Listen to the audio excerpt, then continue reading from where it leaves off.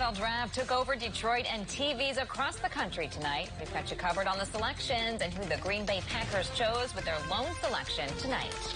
Plus, no NIL and WI. Why athletic directors voted against name, image, and likeness opportunities for student athletes in our state. And it's been 40 years since an F5 tornado barreled through Barneveld, killing 9 people. The village rebuilt, but the pain is still there. It's still really hard. I mean, even if it's 40 years later, it's still really hard.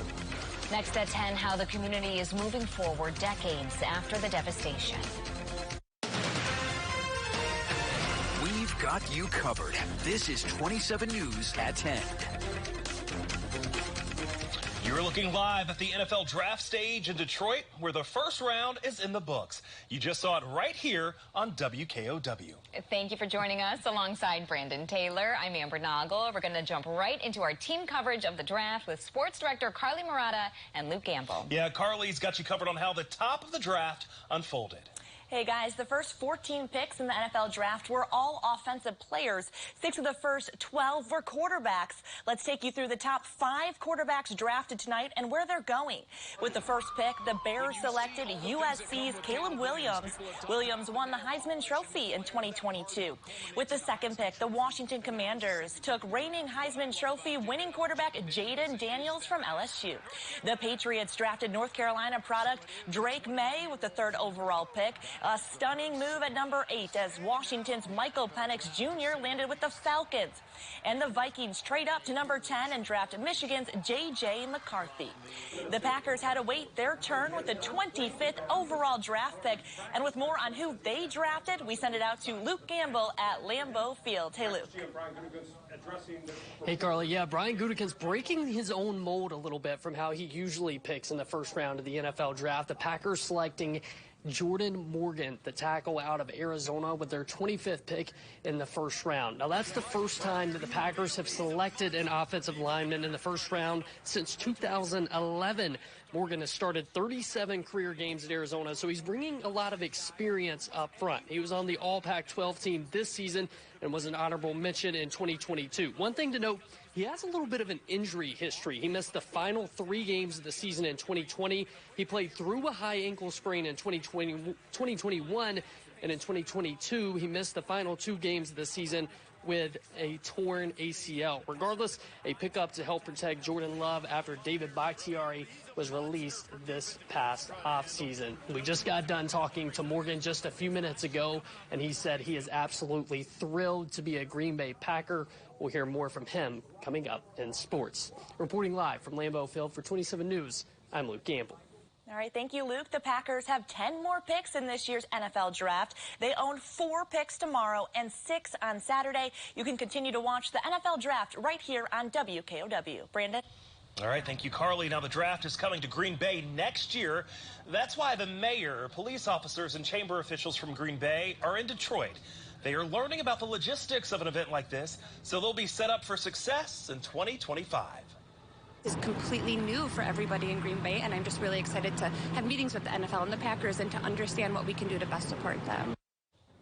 Detroit is expecting about 420,000 football fans over the 3 days of the draft. Green Bay leaders say they are anticipating similar numbers next year. Well, the players drafted tonight will make a lot of money in the NFL. They also have the option to earn money in college through name, image, and likeness opportunities. This week, the WIAA voted against NIL for Wisconsin high school athletes. New at 10, Grace Alch has you covered on how the WIAA educated athletic directors heading into the vote and why one district director says it didn't feel like the right fit for Wisconsin athletes right now. Anytime something happens at the college level, we know that it's probably coming sooner rather than later to high school. Professionals in Wisconsin high school athletics say Wednesday's vote on name, image, and likeness, or NIL opportunities, has been years in the making. WIAA Associate Director Mel Dow says Wednesday was their first pass at what NIL could look like in high school. And much like all rules of eligibility, they eventually will work their way across all states. And so it's something that our membership is going to have to continue having conversations with. Dow says just hours after the vote, people started asking about next steps. We're going to continue to answer or ask our members the questions. what things did you not like about it? What additional things do you need to have considered?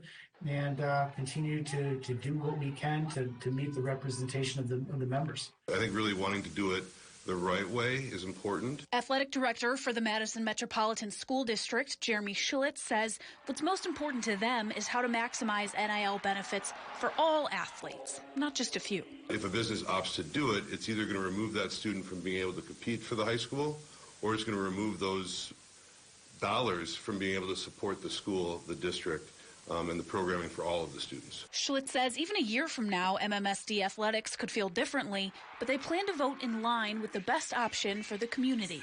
As people trying to help support high schools in a way that we really appreciate, let's make sure we can do that in a really impactful way for so many. In Madison, Grace Alch, 27 News. WIAA officials say they're likely to revisit an NIL vote. It's just a matter of reworking the guidelines to benefit as many students as possible.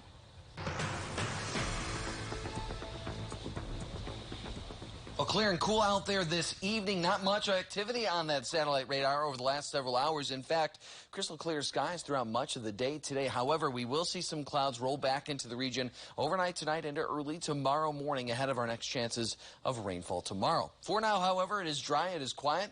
Temperature's a little bit cooler. 44 degrees your current temperature. It feels like 39 degrees, however. Those southeasterly winds getting up to around 9 miles per hour at this point. So a little bit cool out there, but again, it's dry. And I hope you were able to make the most of your beautiful Thursday, because moving forward, not only are we looking at rain chances in the forecast, but we're talking about the potential for strong to potentially severe storms. Not only for our Friday evening, but also our Saturday, our Sunday as well. So an active forecast, to say the least. There's your light cloud cover rolling back into the region overnight tonight into early tomorrow morning. Temperatures falling back down into the upper 30s for many of us.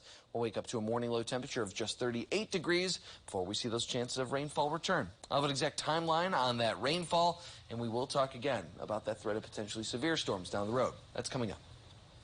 We want justice, you say how? We want justice, you say how? This protest at Emory University in Atlanta is part of a wave of pro-Palestinian demonstrations at campuses across the country. In some cases, the protesters clashed with police. Demonstrators are calling for the end to the war in Gaza. The conflict in the Middle East is on the minds of many people in Madison. New at 10, Jarrell Ballard was at a panel at UW-Madison tonight where people who have relatives in Gaza shared their families' experiences. Students at UW-Madison came together on Thursday to create a safe space for those impacted by the war in Gaza to share their personal stories. Taking it to the college campuses, which have been the heart of social change through American history, gives me hope that we can make this a lasting movement towards justice for Palestinians. Dalia Sabah, who participated in the panel, says it was important for her and those on the panel to share their stories so that people don't become immune to what they're seeing on their television.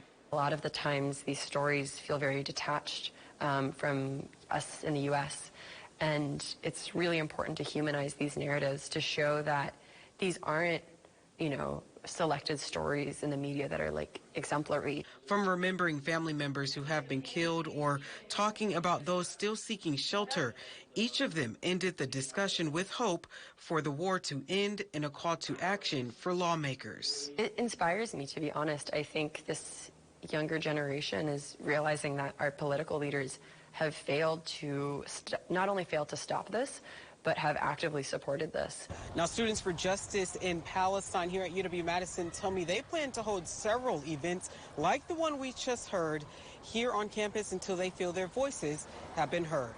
Reporting here in Madison, Jarrell Ballard, 27 News. According to the Enclave's health ministry, more than 34,000 people have been killed from Israeli attacks in Gaza as the war now surpasses more than 200 days. 40 years ago, a major tornado went right up the main street of Barneveld, ripping apart the town. As we walked up to some of the trees, not only were all the leaves gone and a lot of branches, but the bark had been taken off these trees. Up next, how it was a day that some people will never forget.